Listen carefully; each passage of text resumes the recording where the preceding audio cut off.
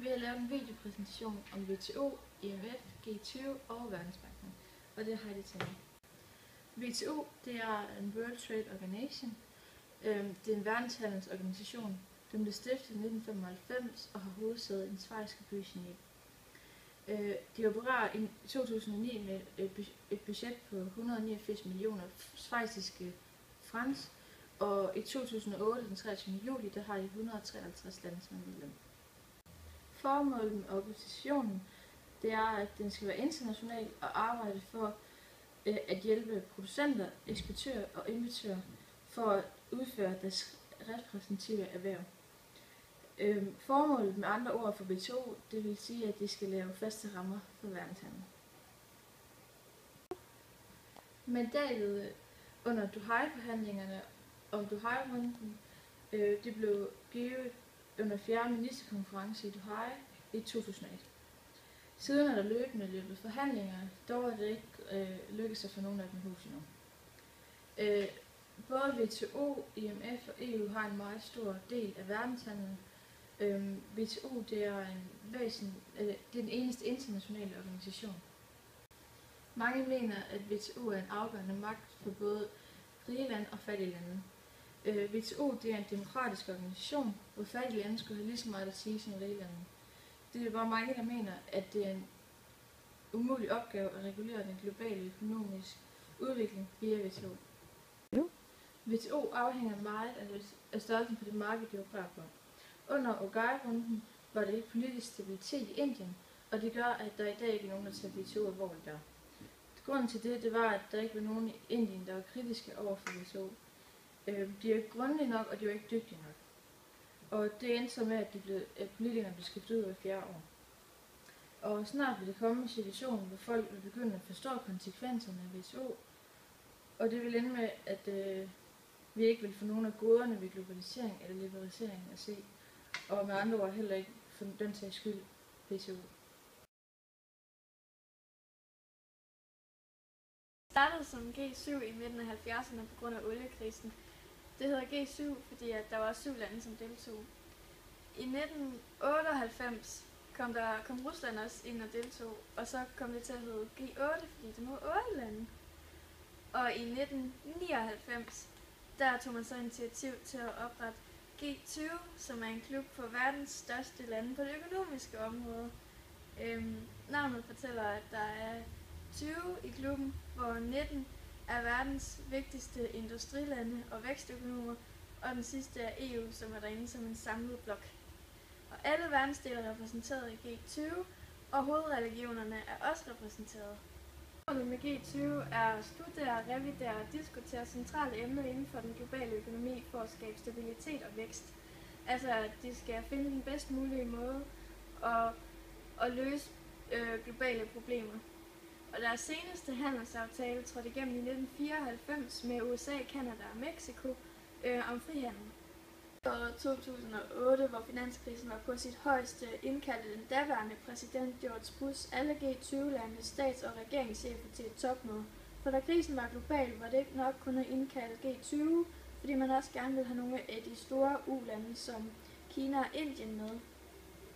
På G20-mødet blev man blandt andet enige om at samarbejde omkring den økonomiske politik for at få genoprettet den økonomiske vækst på verdensøkonomien, samtidig med, at der fremover skulle stille større krav til bankernes økonomi.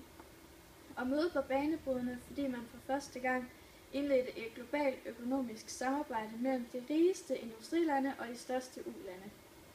G20 er det førende form for globalt økonomisk samarbejde. Typisk en gang om året mødes finansministrene og centralbankcheferne fra de store lande for at drøfte aktuelle økonomiske problemer, som har eller vil påvirke verdensøkonomien. Nogle mener, at G20 er en selvbestaltet gruppe, og at deltagerne ikke er valgt af demokratisk vej. Andre mener, at de fattige u-lande slet ikke er repræsenteret. For eksempel er det kun Sydafrika, som deltager fra det afrikanske kontinent. Og så er der nogen, som er bekymrede over, at FN er sat over et sidespor, da FN netop repræsenterer de fattige lande. G20 har ikke nogen sekretær, de har ingen faste regler, de har ingen faste procedurer. Desuden har de heller ikke nogen fast formand, og de har ingen bindende beslutninger, som landene skal rette sig efter. G20 er mere en uformel mødeforum end en fasttømret organisation.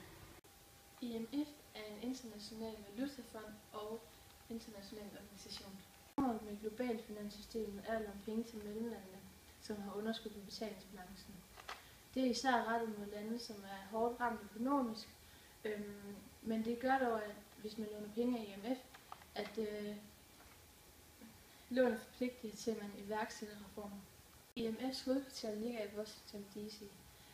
I 2014 er der 188 medlemslande. Nummer 188 medlemslande, det er Sydsudan. Det blev medlem i april 2012. Organisationen arbejder for at skabe stabilitet, monetært samarbejde, facilitere international handel, høj beskæftigelse, bæredygtig økonomisk vækst samt reducere fattigdom. Indtil 1971 har det været en vigtig opgave for IMF at forsøge at opretholde det gældende fastkurssystem. Da USA i 1971 gik fra guld, brød Bretton Woods-systemet sammen, og det har siden været flyvende. Det har påvirket valutakurserne mellem f.eks. USA og de største vesteuropæiske valutaer. IMF's opgave har i dag skiftet på grund af det, og deres organisationens hovedopgave det er at styre de globale finansielle stabiliteter. Den globale finanskrise bragte i slutningen af 2008 IMF tilbage i fokus. Drøftelserne i EU og G20 viste bred international opbakning til, at IMF skulle spille en central rolle i udformningen af en mere effektiv global finansiel arkitektur. Landene herunder, som var meget ramt af krisen, deltog i IMF og Verdensbankens årsmøder om en større lånepakke. Landene herunder det var Ukraine, Ungarn, Island og Pakistan. Og var det flere år uden nogen løsning. Men IMF de har nu oprettet en låneadgang kaldt SLF, der gør, at landene har mulighed for større lån uden nogen kort løbetid og uden nogen bindende krav. IMF bærer økonomisk udviklingsstrategi for u-landene, det vil sige ansvar for massebankerot og kapitaludlæggelse, og for at have drevet arbejdere i land fra land ud i lavproduktive job, ud i arbejdsløshed med en produktivitet på 0. Så lyder kritikken mod IMF fra en af USA's mest kendte udviklingsøkonomer, Joseph Stiglitz. Det medfører, at han laver en ny udnævnelse af en ny vicedirektør i fonden, Anne Kruger. Verdensbanken er hovedinstitutionen i Verdensbanksgruppen, som består af IBRD, IDA og IFC. Verdensbanken er en institution, som giver bistand, lån og faglig kompetence til udviklingslande og mellemindtægtslande, og det gør Verdensbanken central i det internationale udviklingsarbejde. Verdensbanken blev oprettet i 1944, fordi den skulle fremskaffe den økonomiske genopbygning efter 2. verdenskrig. I dag er formålet med Verdensbanken, at de skal støtte de enkelte landes økonomiske udvikling, og det gør de gennem långivning til udviklingsprojekter. Og siden 1960'erne har Verdensbanken primært udlånt penge til u-lande. Verdensbanken er den største bistandsorganisation i verden. Verdensbanken har forlangt af de lande, som har lånt penge, at de skal privatisere, åbne op for frihandel og skære ned på offentlige udgifter. Finanskrisen har dog påvirket disse krav.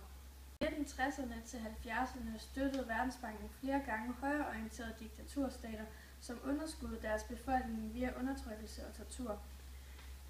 Nogle mener også, at banken har lånt penge til forkerte projekter som motorveje og flotte offentlige bygninger, som kun har gavnet den rige del af befolkningen. Man forventede dog, at disse projekter de ville give industrialisering på længere sigt, så det også ville gavne resten af befolkningen, men det skete ikke. Og så har Verdensbanken har de sidste 10-15 år også lånt penge til projekter, som har gavnet den almindelige og den fattige befolkning. Det har f.eks. været ved at låne penge til uddannelse og til sundhed. Medlemslandene bidrager til bankens kapitalgrundlag, alt efter deres størrelse i verdensøkonomien. Dette påvirker også, hvor stor stemmevægt de har i beslutningsprocessen, og det betyder, at de rigeste lande har mest magt. Og for at blive medlem af Verdensbanken, så skal landene være medlem af den internationale valutafond. Det var vores videopræsentation om IMF, G20 og WTO og Verdensbanken. Håber du synes, vi var flotte, Ulrik.